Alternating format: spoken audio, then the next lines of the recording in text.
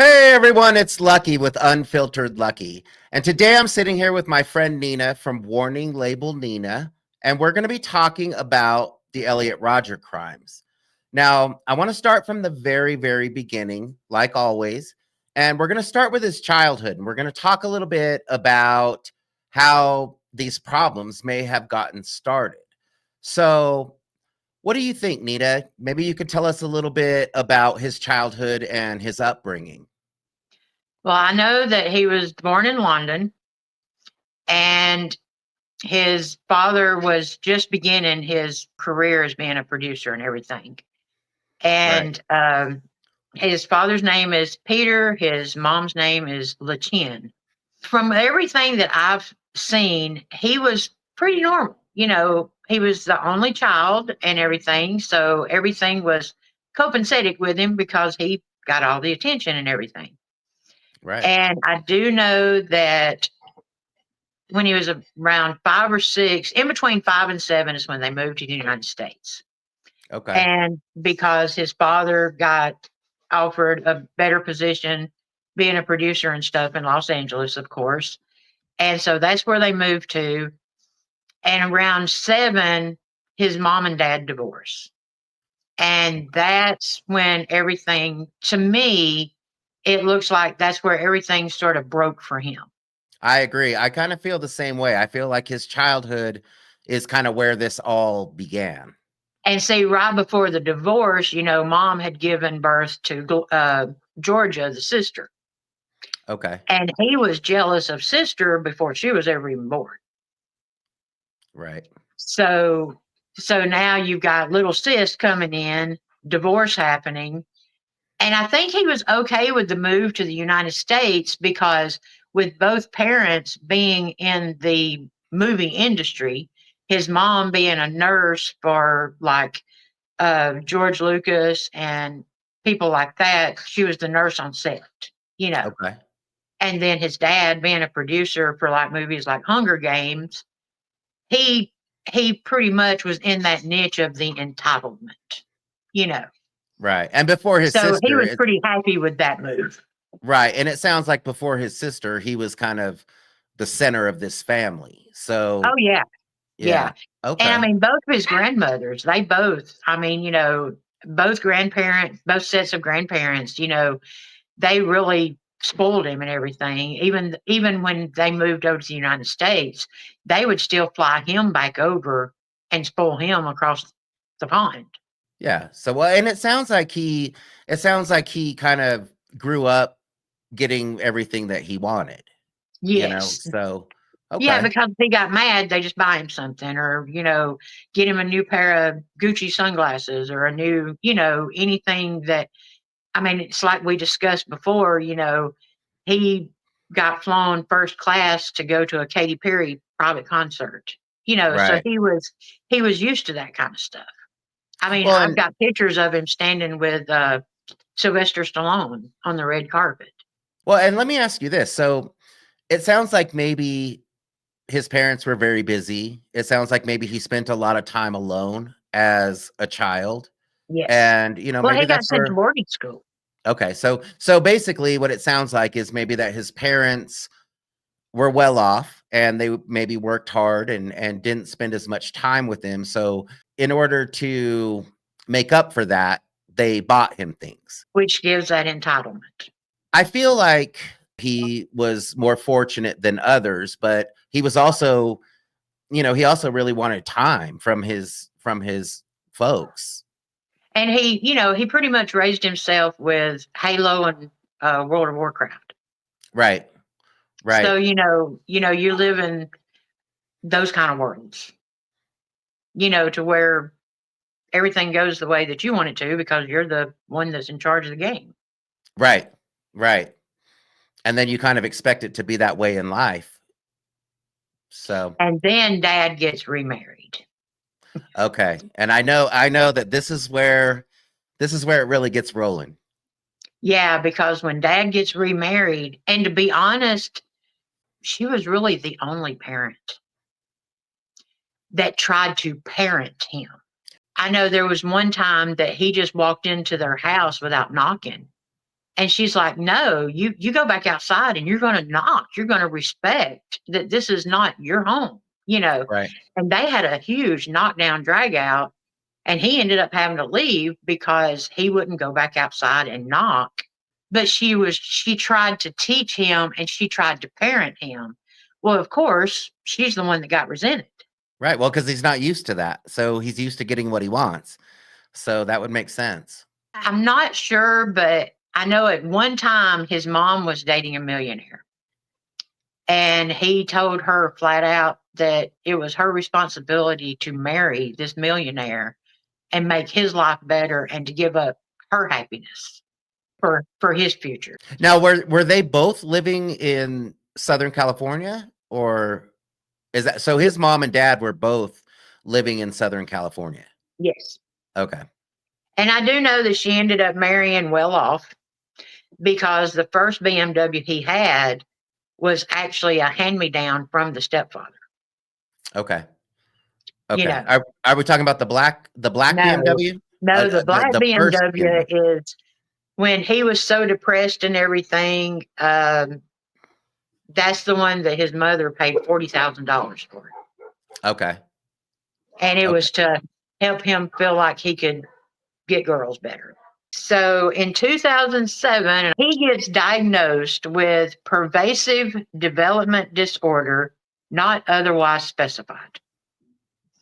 And what that means is it's a social development problem, but it doesn't meet the criteria to be autistic. Okay. That really messed with him because, and I mean, it's sort of like I don't want to say it's a joke, but you know, you think about it. He tried to play basketball. He was too short. He tried to skateboard. He could, you know, and you know, one of his things was he couldn't even be autistic because he didn't meet the criteria for that. You know, Right. that sort of says something when that's your first thought that comes to your head is I can't even be autistic. Well, and it sounds as though he craved being the center of attention. So I know I was reading that he did have some childhood friends, but Yeah, that Addison and Jeremy, I think. yeah, I believe he met them through gaming, but Yes. I remember reading that he had childhood friends, but that when they would start paying attention to each other, he would get angry about that because he Yeah. wanted all of the attention on himself. See, and that was one of the things too, is when dad and stepmom got pregnant Right. with His little brother. dads. And see, little brother had the charisma, he had the personality, you know, and a lot of people I don't think realize, but you know, little brother was supposed to go that day too. Right. And yeah, and we'll get into that. So he goes to high school and Puberty he hits. what's that? Puberty. And then puberty hits, and that's when he That's when starts everything becoming went interested. haywire. So that's when he starts becoming interested in girls, and he's becoming interested in dating, and that's when the problems begin. Yes. Because that's when he really realizes just how different, maybe socially awkward, maybe I would say that socially awkward. he Yeah. really is. But now, Okay. see, to him, it wasn't him. It was To everyone else. yes, So you know, he was but the supreme gentleman. yeah, yes. Now, before we get into that, because I wanna talk a little bit about something that's very unique about this case, and that is that he video recorded a lot of his feelings, and he video recorded a lot of the problems that he was having in life in general. So Right. it's kind of strange because when you're researching Elliot Rodger, you can kind of see the progression of his anger, and you can kind of see the road that he's going down because he's documenting it all for us. And it's really interesting because you can watch these videos and really see where these problems begin to escalate. Oh yeah. And So I thought that was kind of interesting about this case, is that he documented everything. So we basically got to follow along as this kid is losing his mind. When you watch his videos, it almost seems as though you can see an internal battle going on inside Yeah. this kid. So he gets into college, and he's searching for companionship. I think from what I gathered from a lot of his videos was that he's having a problem with the fact that he's a virgin, and that all of his friends are having experiences, and he's not having those experiences. He's feeling left behind, and he seems very resentful towards his friends or other males who may be having these experiences, and he's not understanding. I guess, in my opinion, he's not understanding why he's not having these same experiences. He had what he wanted, what he was going to accept. And because the blonde bombshells were not throwing themselves at him, he would go home and beat the wall and cry. That was what I found very interesting when I was researching this case, was that he would go sit in his car and basically pour his feelings out to the camera, and then eventually post those videos onto social media. Oh, yeah. And plus, he's writing it all. Right. So he's doing a lot of writing, a lot of documenting, his feelings, and like I said, I feel like as you watch his story, you can see that there's problems. And then as it goes on and on, it begins to escalate, and it begins to escalate, and it becomes more and more. And as I was watching a lot of these videos, there's a lot of video footage with him out there, because he put a lot out there. And you can see how this story is going to end, basically. Oh, yeah. You know where it's going. Right. So let's get into what put him over the edge. What you think put him over the edge? It was just being around the people all the time in his life Right. that were experiencing things that he just couldn't experience. Right. Then he had the big falling out with his dad and his stepmom, to where he wasn't even allowed at their house. And I think that's when he basically, I don't know that the day of retribution was as much about other people's lives ending as it was ending his. Yeah. I kind of His felt like misery.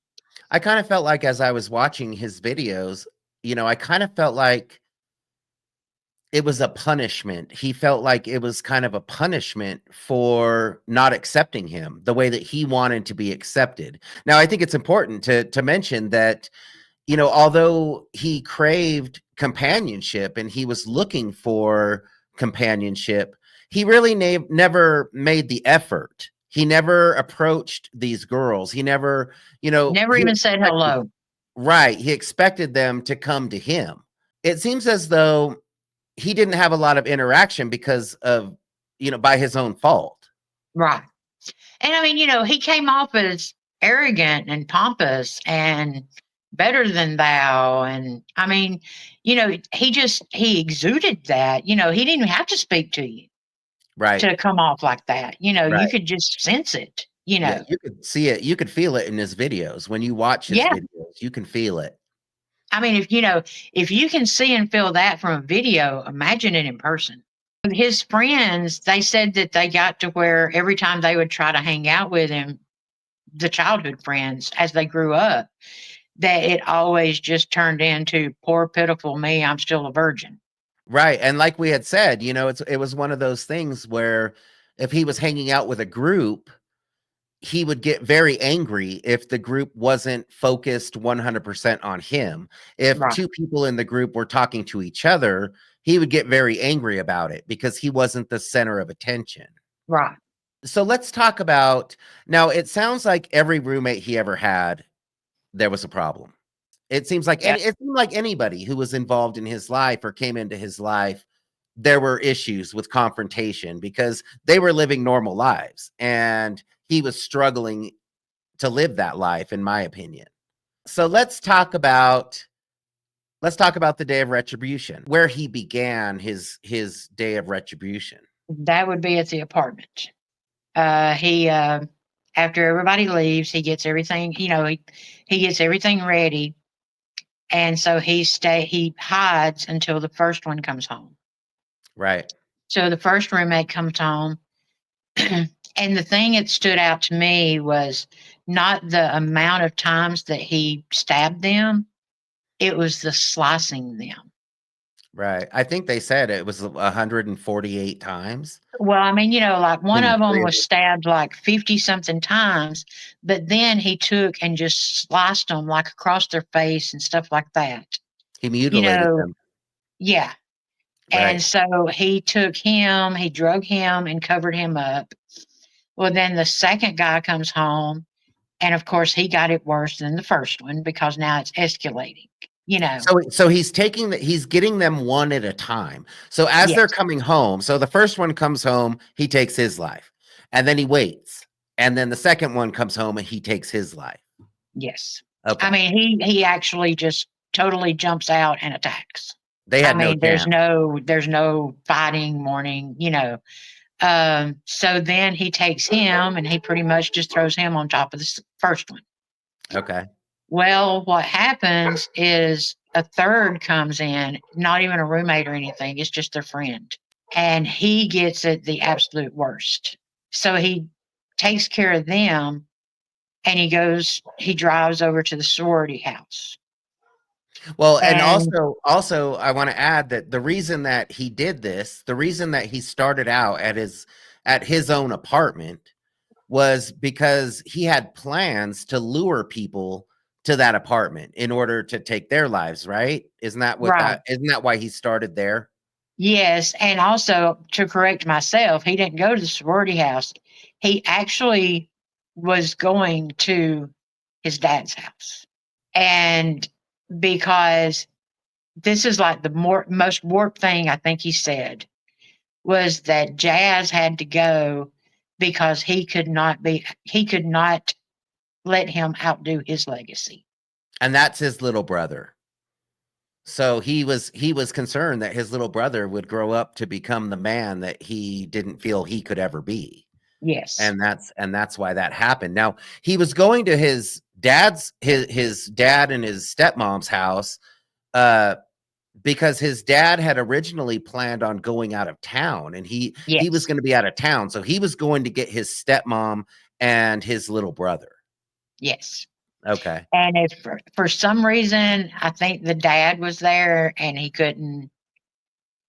was like, "No, I can't kill my dad." You know. Right, right. I remember seeing something about him and his dad did have a good relationship. Yeah. And so he felt like he wasn't going to be able to bring himself to take his dad's life, and that's why he Right. didn't want to do it while he was there. And at the time nobody knew that in return saved Jazz's life. Yeah. So the first basically well, the first part of his plan is to take out his roommates. He's going to use the apartment to lure people in and take their lives. And then the second part of his plan is to go to his dad's and his stepmom's house. And that doesn't work out for him. So he decides to then Go go to the to sorority house. okay. Now, at the sorority house, I mean, he was just going to take out everybody in there. And fortunately for the sorority house, they didn't answer their door. His plans are falling apart. And so, he's not accomplishing I guess, the amount of massacre, you know. So when Right. he leaves there, there's three girls on the corner and he shoots all three of them, you know, Right. because he's mad at the sorority house. And he takes the life of two of those, right? Yes, two of them die. Okay. And then that's when I think this is when everybody starts calling the shots and everything, and so he pretty much knows that it's over, and that's when it goes to the delicatessen. And that's when you start seeing the video of people running down the aisles. He's just shooting. And then I know the police are behind him and he's still in his car just shooting, you And know. he does take one person's life in that deli. Am I Yes. right? Yes. Okay. And he just shoots Because he into the ends up deli. He ends up killing 6 and Okay. injuring 14. After he opens fire in the deli, he begins running people over. He begins running Yes, pedestrians over with his car. And I know that he runs a cyclist over, and then apparently now they're in pursuit of him. So yeah, now he's running from the cops, and they shoot him in the hip, and he attempts to run over another cyclist, and I believe that's what caused him to wreck. yes. And so he ended up taking his own life. Right. So after all of that, he ends up taking his own life. And I think a lot of it, I think uh, I want to back up just a little bit, because there was someone that saw these videos that he was making and became concerned and did call law enforcement. And law enforcement did go and question him before this day of retribution. Yes, his mother actually had a welfare check done. Right, but they never entered his bedroom. His room. They only questioned him They outside. And if they would have entered his room, they would have found a lot of ammunition and weaponry Yes. and his writings. It could have ruined the whole thing for Oh, him. yeah. Yeah, So but he was smooth enough, I guess, calm enough to right, let them think that everything was okay. right. And now you got to stop and consider too that the law enforcement actually had his tapes, but they had not watched them. Okay. Before he committed the crimes. Yes. The mom, let's see, the mom gets a phone call at like 9:15 at night. Right. And what had happened was about 2 weeks before everything, she had seen some of his videos and she got worried. And that's when the welfare check came in. That's when, she was actually trying to line up like inpatient therapy. I mean, she was really trying to get him some kind of help. And mom and dad found out about it and they were actually on their way to try to stop it. Right. Well, because this all kicks off, he sends his manifesto out to all of these people. Yep. And I almost feel like they call it a manifesto. To me, it seemed more like a biography, like a Yeah, to biography me, of, it was a journal. yeah, kind of what was going on in his life. There was some very, I read through a lot of that manifesto, and it was a long manifesto. It was quite 137 pages. 137 pages. So, and anyone who would have read that would have known that he was on a path to destruction for sure. But he sends that out Yeah. to I think they said I believe he sent that out to past teachers. Oh, yeah, Uh he sent it to everybody. yeah, he sent it out. But by the time he sent that out, the wheels were already in motion. He was already, Oh, yeah. beginning. Yeah, he sent it out too late on purpose. So the manifesto, in my opinion, or his journal, it was very interesting because like I said, I think that's one of the most interesting aspects of this case for me, is that everything is documented by him. So Yeah. he documented everything. You can kind of see things, you can see you're actually going down this road with him. Yeah. And I felt like that was rather interesting to see, because there's really no questions left. There's really nothing left unturned. He kind of put it all out there. And there was points when I was doing the research that you just wanted to grab him and you just wanted to grab him and just shake him and try to say stop. I mean, we can get through this, you know. Right. And I mean, because that's how detailed his videos were. I They mean, you were. felt his pain, even though it was coming off as arrogance and stuff like that. You could still feel the pain. his very last video that he recorded, he actually redid it because he started to cry. Well, and I kind of felt when I watched hours of these videos, and I kind of felt when I was watching these videos, I kind of felt like that was what the arrogance was all about, was about covering the pain. I felt like that was why he was so arrogant, was because he was trying to cover the pain. And I think that, he was basically trying to talk himself into the idea that he was this supreme person, and it was strange in the last video when he says, this act is going to make me a god. What was that he said? Infamy is better than obscurity. You can start to see all of the problems from his childhood. And that's why I wanted to start from the beginning, because he didn't just decide one day to commit all these crimes. This was something that was ongoing throughout his life. And it's very interesting that you can see that. And I know you've done a lot of research about this subject, and I want to talk a little bit about what his crimes kind of led to, what his crimes basically started, which is kind of the incel movement. Would you say that Yeah. that's where this started? Well, I mean, like I said, there's one incel that was like the original incel. Sabino, I think's his name. Okay. And but Elliot Rodger is like idolized. He is an idolized incel. I mean, that Okay. is like, when Elliot Rodgers to incels is like God. I mean, he is like the supreme. He he got what he wanted, The to king of be the incels. supreme gentleman and to be the God and to be it's just not to the blind bombshells, it's to the incels. Right. And they refer to him as the king of incels, right? Yes, I mean, the next guy that we're going to do in our series, Alec Manessian, I think's how you say his name. Okay. He actually had contact with Elliot Rodger, and he like takes a rented van and just runs over people in Toronto, and it's Right. in honor of Elliot Rodger, Right. and they call it the Incel Rebellion.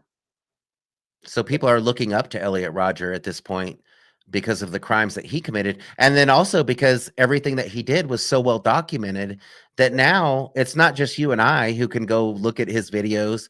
It's other incels who can go and look at his videos and see everything, see the progression the same way that we did. Right, right. And that's the thing about it is, what people don't realize is I think since like 2014, 2012, incels have taken like 116 lives. Wow. Well, thanks, Nina, for coming on here with me today. I know that you've done a lot of research about this particular crime. I had done some research about this case because involving another case, and so I was glad that we were able to talk about it because, like I said, it's something that when I would watch his videos and when I would, see the things that he was talking about, it was a whole range of emotions Oh because yeah.